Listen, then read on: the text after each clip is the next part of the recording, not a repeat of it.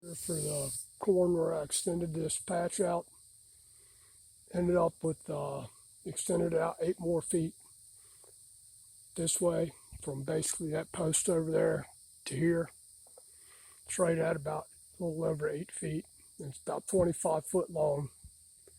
So I'm digging these by hand. I don't run the tiller through there, but I didn't get all the trash out of it. So I had some what do you call that stuff? The Bermuda grass in here, which pretty much you have to dig out to get all the rhizomes out.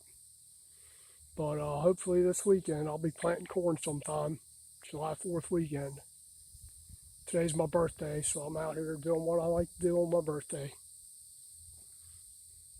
Digging in the dirt. Having fun. So we got 4 rows at about 25 foot long. And rows are spaced 30 inches apart. You should be able to do, I think I got enough corn to do all 4 rows. I hope so. If not, I'll plant what I got. I bought a bag of 150 seed. And I've only used about maybe 50, if that. So I should have plenty to do in here, I think. But you guys take care. Have a great weekend, July 4th weekend.